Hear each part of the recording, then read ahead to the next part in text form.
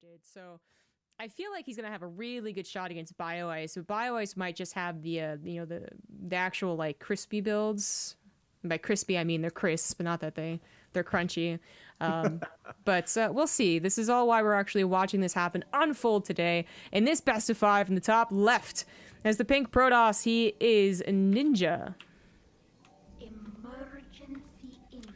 And spawning in the bottom right is his opponent from Sloth Esports. His name is BioIce. Aha, there we go. Oh, and of course I was playing.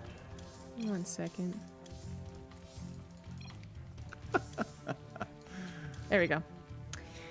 All right, now we can talk about the game as much as we want, but we do have a cannon rush, something that Ninja was doing against Creature in their PvP, but then, like, most importantly, wasn't doing in his ZVP, PvZ, I guess in his case. So this is coming as a surprise to me, and I guess it'll be a surprise for BioIce as well.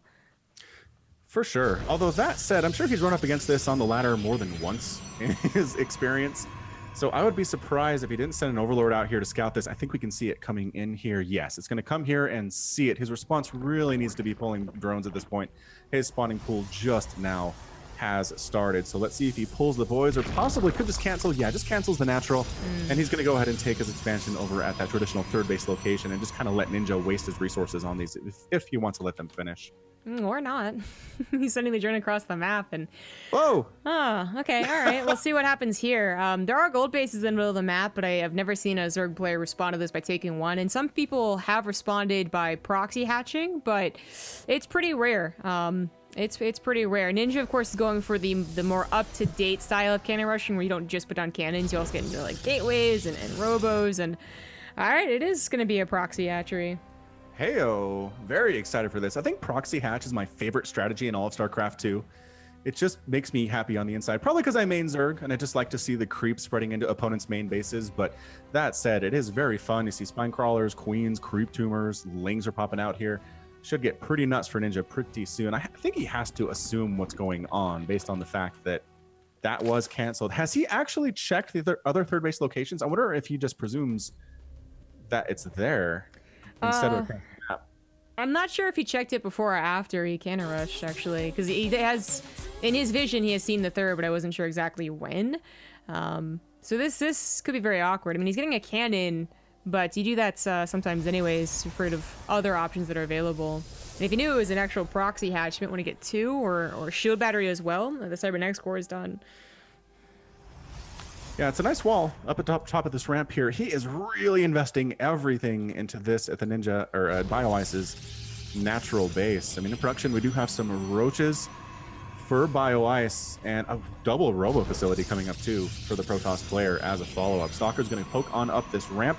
3 roaches going to meet it though. Yeah, I don't think he's getting up there anytime soon. The cannons will defend any attempts for BioIce to get down here, but this is so much commitment out of Ninja. It is. But this has worked in the past. I mean, we saw over Nation Wars this working really quite well, and roaches ended up being even a bad answer. Unless you can get the Ravagers fast enough to bust the cannons down, the Immortals pop out, shield batteries get to work, and it becomes very difficult to actually clean up with the hard counter that is Immortal to roaches. But it can work, it just, you really need to know the exact amount of Ravagers to do so, and, well, he's trying to bust the front, not bust the robos. Yeah, it's almost like he's going for a base trade type of a thing here. Gonna go ahead and try to take down that cannon with Corrosive Biles, very nicely placed to hit the Cybernetics core and the cannon simultaneously. 3 roaches are here. Now that cannon's gonna go very, very quickly. The roaches should probably get up the ramp and start taking down probes, maybe try to take down, yes, this Artosis pylon that is coming up right here. There's another pylon. Oh, is there? Yes, there's another one back there as well. Just now coming online, just in time. First Immortal pops out to make things a little bit more difficult for those Ravagers. I really like that recall. Usually it'd be like, okay, well, is he going to get busted on his... okay, I don't even know what to call it. He's going to get busted on his front cannons, but no, that's not going to happen anytime soon. That was so many. And he's still pumping out Immortals offensively, so this ended up being a pretty good set of units to bring back. And with the shield battery done, I think they'll hold until the other... Well, I thought it was going to be a shield battery, but it's actually a photon cannon. It's still very tricky. It is, and at its base right now, it's 1 base versus 1 base for BioIce, and that's where no Zerg wants to be. He really needs to get another base up here soon, or else kill Ninja. very quickly. He's coming up. He's going for it. No, backing up a little bit. I do like the presence of speedlings here, especially against the Stalker and the Immortal. They are such a great answer to these guys. Crossbow's going down. The cannon is going to die, and the shield battery as well. This might just be too much for Ninja. He's got 5 Ravagers in his mineral line. Probe's getting pulled. Gonna have to pull the workers here. Never a good sign at all, but is it gonna be enough to hold? I think that's really all Ninja has to do. Ooh, that was really nice. He caught 2 Ravagers. They couldn't escape, and now it's only 2 Ravagers left over. There's not many Lings coming forward anymore. There's actually isn't just a lot of lore to be used, but BioIce is finally going to tap that Immortal and kill it. There's this other problem of this still ever-growing army. Ninja hasn't had a lot of economy because of how much he's had to pull the probes, but he managed to get a Warp Prism and an Immortal, and that just adds so much value, the micro you can do here. This is an absolutely insane game. We have 1 Ravager trying to take down every one of these probes. They're running, they're juking back, they're trying to get a surround. The Ravager doing everything possible to not get surrounded by these guys. The workers trying to work some speedlings, and Roach is showing up. This is such bad news for these probes. Immortal's going to show up, but is it going to be enough is the question. Queen even joining the party. Yeah, I don't know. With the Lings not joining Frey, the Immortal can't do anything, and GG is actually called. Ninja almost able to pull off the win, but... Oops, that's the wrong scene, I guess. But unfortunately, does get just too few units. Maybe if he had held the ramp longer and had more consistent probe mining, he would have had 2 Immortals in the Warp Prism, as well as continued building cannons and shield batteries. But decided to tap out. What an interesting response from BioIce to a very tricky situation. It really was, and it makes me wonder. I'm wondering actually if Ninja is second guessing all the cannons he built in the natural base of BioIce, because they didn't do anything. Sure, they protected the buildings, but those are resources that could have been additional stalkers, additional possibly some shield batteries there as well. But in the end, the cannons did no work, and there just weren't enough units back home to defend. So yeah, it was pretty close though. I really feel like if he had known about the proxy hatchery for sure sooner, and then also like, because I feel like there was a bit of a case of under defending. He was so focused on the attack that he chose not to spend like 200 minerals and put that into a cannon or a shield battery. If he had done so immediately, I think it would have been a bit better, and maybe even he would agree. There was a lot of decisions to be made in that game, and lots of things could have been different one way or the other. I concur. All right, so game 2 looks like we're ready to go here between Ninja and the BioIce. Casters ready. Always funny when they ask if the casters are ready to go. I can't think of a time I haven't been ready to cast for a game 2, but it's nice of them to ask and show some. Yeah. Well, it's nice when if this was, I guess, a more official casting setup. It's kind of casual for me, so I'm not like playing ads or anything, but that's true. Then usually you'd be playing ads, so that's a good. Yeah, that's really good of them to actually ask. It's actually nice of them to also host the lobby and do it correctly. A lot of players will host lobbies without game heart, and I'll just be like, nope, sorry. No, we're coming back. Do it again. Do it better this time. Yeah, for sure. All right, so moving into game 2 here on Lost and Found between BioIce and Ninja. In the top right-hand corner, we have the pink Protoss player. His name is Ninja. In the bottom left, as a blue Zerg, he is BioIce, still on Sloth Esports Club. That's pretty cool. Yeah, I think so. Long time running now. I feel like he's been on this team for years. Sounds about right to me. At least 9 or 10. Anyway, we do have an Overlord scouting across here from BioIce doing just the solo Overlord scouting action. Probe Scout here too. That's something I hear a lot, actually, from lower level players, is Protoss are sometimes afraid to do this Probe Scout. They think it'll put them too far behind, but I always say it's better to know a 12 pool is coming against your Zerg opponent than not know and die to a bunch of Lings. So you might think it puts you behind, but knowing is so much better than not knowing. For Protoss especially, scouting is heavily suggested even. They do it in every single matchup in the pro games anyways. PvZ, PvP, PvT. The fact that they literally set a build down and forget it is just so much nicer for what is, okay, a consequence of some minerals for probe scouting, but it's not like when the Terran already has an SCV building something and they're scouting, or when a drone has to sacrifice itself and they have one scouting. Like, it's a very good idea for Protoss to scout and to see what's going on, because they're also a little bit susceptible to that cheese before their Cybernetic core is done, especially as they don't have those ranged units or set up the defenses. No one goes for a Forge Fast Expand anymore. Yeah, definitely not. That is way out of style these days. But that third hatch is coming up early for BioIce, so no worries for Ninja in the first few minutes of this game, at least. Somebody I've always seen with the Worker Scout, though, is Showtime. Any of the games of his that I've cast, he always Worker Scouts, especially against Zerg. And I just feel like if it's good enough for Showtime, it's good enough for those of us Platinum and Diamond scrubs on the ladder. That's what I always say. It certainly is. I think one of the reasons that a common like question or complaint or whatever about scouting in general for people that aren't like, let's say diamond above, but even like masters, is that they don't know what they're scouting for. So you know, this is like really important stuff to learn. The probe scouts basically for an early pool. Might also be able to see if the third base is put down. The adept follow-up seems like it's so risky because what if Ling's just running right now? Well, they're almost guaranteed not to because they need to defend against the adept that's running out here. So this scouts for the third base, hopefully confirms it. And the Stargate follow-up, which Ninja was doing every single PVZ, except the last one we just saw, I suppose, gets that other scout, the even later scout, to see if there's suddenly like a ball of Lings being made or a fast evolution chamber or something along those lines. But nice micro here from BioIce to not take any damage from that adept. This one just runs on home. Oh, that's amazing. It's always amazing to me when the Adept finishes that transfer inside the Zerg base because they're guaranteed to die.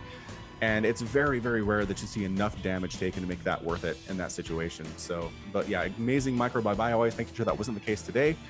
No damage taken, Adept goes down, and BioIce has got to be feeling pretty good about the early game so far.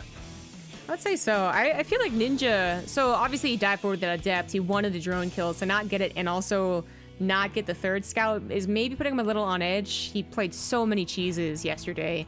Baneling busts, Hydra busts, Lurker busts, like gosh, you name it. So this Oracle should try and get to the third base. Now BioIce has done something that most Zergs I would say don't do, which is he transferred drones already, or he made drones at the third, where if you know it's going to be a Stargate, which he did, usually you don't bother. Like Spore here, Spore there, and then no drones to kill even at the third. But because he has two queens, ends up being perfect, and spores are put everywhere else, so this Oracle can't do any damage. Yeah, exactly. If you're trying to shove off an Oracle, you either need two queens or a queen and a spore. Anything less than that, you're just asking for your drones to get massacred, and so far BioIce has done that perfectly. Oracle has exactly 0 kills, down to just 20 hit points, and is forced to flee back home there. Ninja has been following up every single time with the Archon drop, so this doesn't seem any different. BioIce is going for some faster +1 play, so yeah, definitely emphasis on the Lings and then in the Banelings. I'm sure we'll see a Hydralisk in at a later time, because while BioIce can play very aggressive, in my mind it's Lings and sometimes Banelings, like the early pulls. It's not really the surprise Spires or the surprise Nidoswarms that we might see someone like Penguin do, who unfortunately fell out yesterday. Yeah, it is kind of sad that sometimes the more creative players don't do as well in these tournaments, because it would be nice to see a little bit more creativity succeed and make it up to these higher levels, but that's okay. Standard play can be a lot of fun here too. Got the Templar Archives on the way for that Storm. Splash damage just absolutely essential if you're playing against a Zerg player of any caliber, which BioIce obviously is. So whether it's Archons or Psionic Storm, it's going to be invaluable in the upcoming battles. I'd say it's kind of a late layer.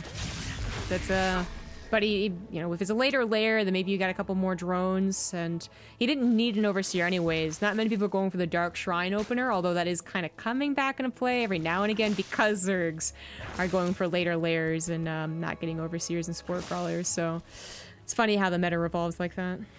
It does. It's just constantly tugging back and forth, almost like a tug-of-war battle. But the Spore Crawlers are up anyway for BioIce, so he wasn't too concerned about those DTs. Meanwhile, a bit of a big Ling flood up and attempting to go for that third base. They see the Archons and immediately down back home. Too many Archons for us. No, thank you. It's a little odd, though, that Ninja has Archons defending. These are generally put into the Warp Prism ASAP, and then, well, actually, they're made with the Warp Prism and then turn into Archons, right?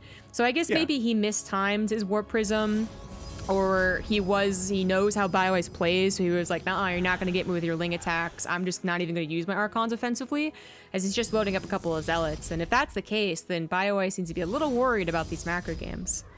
Yeah, I cast Root trying to do this double Archon drop against BioIce a few times yesterday, and BioIce absolutely shut it down hard. There was no damage to be done. I ended up losing the Warp Prism more than once, so I feel like BioIce is prepared for it. Whether Ninja is aware of that or not, if it just meant that he decided to sit back and defend. It seems like it's a pretty good decision thus far. Whoa, is he going up to 12 gateways? Am I counting this correctly? What? He has 7 already made, 2 not warp gates, and then he adds on 6 more. That's too many. I actually think that might be a mistake. Oh no. Yeah. Really nice pick off right there from BioIce. Yeah, his queen production and queen placement has just been fantastic these last couple of days. He knows where to put them. That range is killer. The damage is killer. Any air units that come in from this point on are just going to have to fear for their lives for sure. I mean, 8 queens is kind of unorthodox, so I'm not even sure I blame Ninja. He was probably expecting the Hydras to not have range or speed yet, so he thought he could get away, but also maybe just a little bit of shift click because he went over a bunch of creep. But regardless, let's look back at the 13. Yeah, 13 gateways that he has. That's pretty unusual, but I guess if he's going to go for an all-in, then that's the amount that you want. You can go for 8, the usual amount, and still have a pretty damn powerful attack. So the fact that he went up to 13, I'm still suspicious of, but it seems like it was on purpose. They're all kind of together, so he didn't accidentally realize he had them at the third base or something like that, and he's just going to go for it. No storm here. Yeah, that seems a little iffy. A little iffy, Mr. Ninja. Well, we got a lot of zealots in here. The banelings are just such a great counter, though. It's going to be rough. It's going to be a rough attack out of Ninja. I would not be surprised if he kind of pokes in, sees what he's dealing with, and decides to fight another day.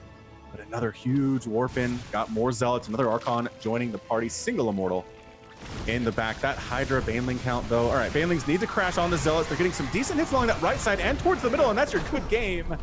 Ninja taps out immediately. BioIce with a 2-0. Yeah, that was a quick GG. Yeah, it was.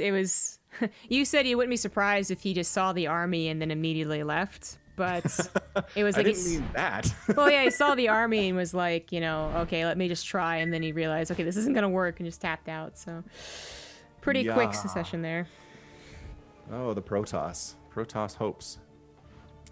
Yeah. Okay, looks like the lobby's already made. Ninja is prepared to go into game number 3 here. Hopefully doesn't get 3-0'd. I like Ninja quite a bit. I've interacted with him quite a bit over the time I've been casting, and just seems like a good dude. To get 3-0'd here would not be a good feeling for him. But hopefully he can pull one out against the BioIce, who is looking so strong right now. He is, yeah. I thought, Ninja's response to what seemed like a lot of a very purposeful attack on the third base just to leave the Archons there might have just been like a good counter. I got it. We weren't in the right spots. A good counter move, but ultimately, I think BioIce's macro just showed that he was the better player that game.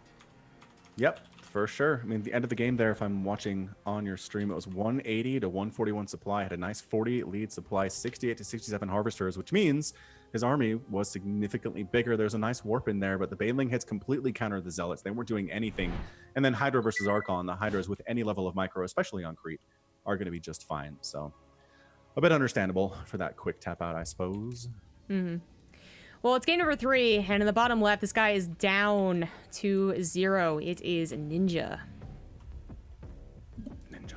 And in the top right-hand corner, the blue Zerg player who's on a bit of a tear. His name is BioIce. Mm-hmm. Yeah, BioIce showing some strong macro games and good aggressive games. Like strong responses to whatever Ninja's doing, I guess is the best way to overall put it. He had a strong response to the cannon rush, one that was a little unorthodox, but I feel like people just got better because that type of cannon rush style got more popular over the past 3 months. It was on so many high-profile matches that maybe BioIce has had to deal with that a lot of times on ladder, and he was like, you know what, I know exactly what to do. But not only that, did he respond well to a cannon rush, he also responded just really well to Oracle, then the Archon drop that never happened, the Zealot drop that just didn't do anything. Ninja was playing an okay macro game, but BioIce was really just getting farther and farther ahead in his macro. Yeah, and even dating back, I guess not dating back, but looking back to that first Adept, that did no damage too. That was the pattern, trying to get that damage done against BioIce, trying to slow down the Zerg machine, which you really have to do in those first 5 to 7 minutes, and he just didn't. He did absolutely nothing. BioIce was able to macro up to exactly where he wanted to be, get the style of defense he exactly wanted, and any Protoss is going to struggle in that situation. You dump anybody into that particular place, and it's like, well, what do you do? Yeah. And I wouldn't mind if Ninja did the same opener, the Stargate into Robo Twilight Council Templar Archives. It's not a bad opener almost. in any regard, unless you miss micro, and then of course it can look terrible. But you know, there was a very high emphasis on queens for Ninja. While there were banelings available, there weren't a lot of banelings. If Ninja had maybe microed a Warp Prism with Archons and just a handful of Zealots, he probably could have cut that queen count down a little bit, maybe made BioIce a little bit more nervous. But instead he kept them at home and they did like a lot of charge lots. And then of course there's the other option, which is just a macro. If you're gonna keep everything at home, play defensive, just let BioIce come to you then. Maybe he over-dedicates in the Ling Baneling Hydra phase and you have Storm, something he was really missing, and the Banelings don't look nearly as effective. Yeah, that's what I was kind of figuring he would do, is he'd see the army of BioIce, pull back, macro up, throw up some, get some Storm, obviously throw up some shield batteries, and just hope that BioIce overcommits to try and kill his third or fourth base, and that puts him back up and even in the game. But no, that was not to be seen today. First Adept is pushing out for the Ninja. Probe coming home saying, hey, give me a high five as you're on your way back. Another Psionic transfer coming up, and that Stargate is just about done for Ninja as the follow-up here too. So we'll see if the Adept gets anything done, or is a little bit more passive, possibly just goes for the scouting potential, maybe doesn't even try to kill any of the drones so that she can stay alive moving into the mid-game. If you can save 2 Adepts and combine with the Oracle, you can try and get some sneaky kills a little bit later on, or even with a Phoenix, lift the Queen. I think that's going to be a better option than trying to deal any damage. After all, last game he was slapped down pretty hard. He already got all the scouting he really wanted to. The expansion, this expansion as a natural for Zerg can be tricky. Maybe you don't get back and see the third base timing, but actually Ninja did with the probe, so he knows at least it's 3 base. That doesn't mean it's entirely safe. There could be a ton of lings on the way, and that's what the Adept's job is to do right now, is consistently check how many lings. Yeah, exactly. The number of times I've seen a 3-base Zerg player just flood lings after that is way too many to count. So you can't just assume, oh, finishes the transfer again here.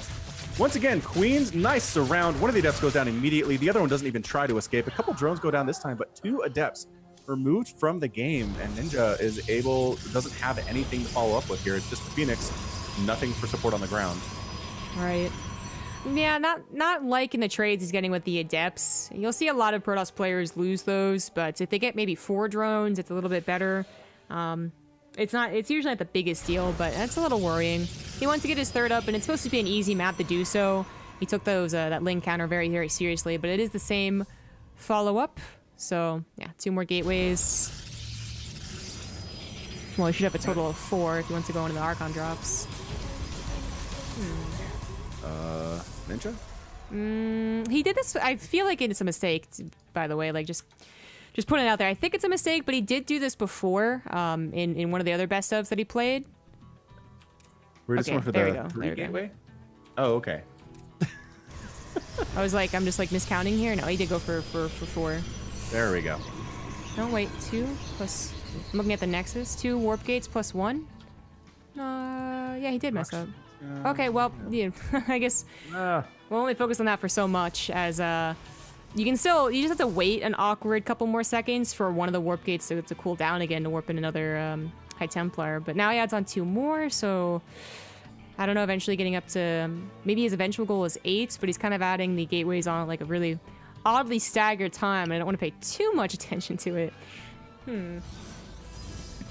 Meanwhile, 20 plus lings are on the way from BioIce. So whether they're going to be aggressive or defensive here, we'll have to wait and see. They do seem to be sitting at home for the time being. Yeah, just setting up outside the front door with some Banelings ready for some kind of attack out of the Ninja. Archons charge on the way. 4 more gateways coming in here too. Just lings and Banes and Queens going to be the plan for BioIce at this point. He's going to go up to a total of 7 on 2 base. Usually it is that 8 counts, I want to say. Okay, there he goes. He adds on the 8th right now. So just a little bit off, like, in every regard. But the ultimate goal is getting to 8 gateways, a lot of charge lots, and 2 or maybe even 4 Archons, depending on how many use this. You still usually get a 3rd base, so yeah, there he slapped it down. It just is a difference of, like, a bit faster 3rd, later production, or vice versa. And this way his attack will be a little bit sooner, a little bit stronger. But BioIce is, like, really prepared. He's not playing a greedy game whatsoever. I do like that Ninja's trying to do something with the Archon drops, like trying to get the Queens here, but there's already so much creep spread, and he cannot lose the Warp Prism. That would just be really too terrible. Yeah, super devastating loss. He's being careful with it, keeping it far, far away from that creep. might just end up loading on the edge of the creep or hopping into the main base, trying to catch him by surprise. Those Lings are flooding down that left side, going for the third base of Ninja. But once again, Archons are here, Adepts are here, and the Lings decide to live and fight another day. Great decision. The natural is a little bit open for the Archon drops. Only one queen isn't too bad and actually can be sniped. And you just should avoid that Spore Crawler. So this is exactly what Ninja's going to try and do here. He might even get a couple of drone kills if BioIce is a little bit slow to responding. He's going to choose to warp in here, but he knows there are Banelings, doesn't he? Oh, they're responding now. He does. Zergling's just going for it. Sure, we're not cost efficient to kill these Archons, but we're going to try to pick them up anyway. One of them goes down. The other one does get saved by the Warp Prism, and the remaining Zealots get cleaned out pretty darn quickly there. What do we end up losing for worker count? 5 workers killed. And really, not a fantastically damaging attack, but still probably the most we've seen from Ninja in the series so far. Yeah. I wouldn't say that's like it's terrible though. BioIce, as I was saying, one of the reasons he was so well prepared for the attacks is that he wasn't playing a particularly greedy game. He hasn't already gone up to 65, 70 drones on 4 bases. He was sticking on 3 and making sure that he dealt with all of this, which works out, you know, pretty well, unless your opponent has like this really superb macro and is microing and macroing perfectly. So sometimes you see Zergs fall behind actually when they play like this. But in this case, Ninja, I'm sure, is, you know, mess up here or there. He is going to get Storm, almost as good as Storm this time, and play into the more macro-oriented type of game. And I wouldn't be surprised if he actually went for a 4th. He played like this on 16-bits previously. Yeah, I wouldn't be too surprised either here. I do love that Storm is coming up. You definitely need it, especially against this Hydroling Baneling attack that BioIce is going for again. A couple of great Storms can really ruin the Zerg's day. BioIce should be able to dodge it fairly ably, but the Storm at the very least does force the army back, allowing you to push closer and closer to those bases. Spreading creep like a boss, though. He has, how many creep tumors right now? 41 creep tumors already. Bit of a drop attempt in here with the Archons and the Zealots. Lings are ready to go, and sure, the Lings are falling, but they're also doing a ton of work to that Archon and forcing it back, keeping the drones alive. They are there specifically to make sure no more drones go down. The Queens are looking for it. The creep spread is so... It's so much more than any other Zerg player would do in this matchup, and Ninja's not paying attention. It's gonna be sniped. No, the sneak attack, and one more. Oh, that hurts. Yeah. Oh, that hurts. That's a lot of pressure off of the Zerg's back. I mean, the actual units at this time, not that expensive. Warp Prism only minerals and a single Archon and a single Zealot, but now I have to deal with the Warp Prism. That's usually a lot of relief. But I'm also worried because that was kind of the only scouting that Ninja had, so he never got into the main base, and it's unlikely it ever would, but maybe it would have seen something to hint at what BioIce's plan is. All he has now is an observer watching some pretty useless creep spread, to be honest, so he has no idea about the Hive and the Spire.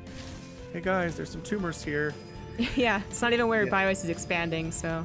No, I'm kind of curious to see what the Spire is for. Corruptor's going to be fairly useless in this situation, and Yutas can't really engage with the main army as long as there are Archons here. Maybe just throw some harass, some good potential there. Some drop lords coming in from BioIce too. Could see some Baneling drops. Oh, Hydra drops along this bottom side of the map. Very interested to see how much that's going to do. And what's really nice about this timing for harassment is that it's going to keep Ninja's thoughts off of scouting. It's going to be more like, oh no, I have to deal with this, and maybe there's an attack at the front, because Ninja's vision is just very, very limited. And it's going to buy tons of time for BioIce to get up to those eventual Broodlords. He's getting them almost as quick as possible with the Spire finishing as the Hive does, but it still takes quite a bit of time. And this is actually doing a nice bit of damage. Hydras will tear down buildings pretty quick when there's 8 of them, but the charge lots should clean them up. Charge lots. It's going to be a quick fight here. Are they just focusing? They're trying to focus down the Nexus. It's going to be very close, but I think the Zealots... Oh! No traps! With the minerals! Oh, gosh. Picked it up and... I don't know. That was going to be very close. Big attack up here at the natural base, though, too. Storm's going down, trying to chase, but through the Storm action... Incredible damage. How many more are available is the question. Archons in the front absorbing a lot of the damage here. Archons trying to do what they can with the Immortals. Not doing bonus damage versus the Hydras, but still outputting a good amount of damage regardless. The Nexus does finally end up falling, and this attack needs to do very, very well for Ninja as he kind of sets up on the creep and tries to decide what his next move is going to be. His next move is just going to be surrounded. Maybe if he had a couple of storms, but without it, although Immortals are pretty tanky, they cannot stand up to this. So GG. BioIce didn't even need his Broodlords. No, he didn't even have to get there. It was just Hydroling, Baneling, ate some of the storms, but could afford to take that damage. and ended up winning the engagement anyway. Sniping off that base back home for Ninja was huge too. And he's going to move on. That best of 5 complete with a very convincing 3-0 from the Bio Ice. Yeah, I mean, I did expect, as I said, that I know Bio Ice more, but after Ninja's performance yesterday, I was like, well, maybe he can do it. But in fact, Bio Ice just played really standard.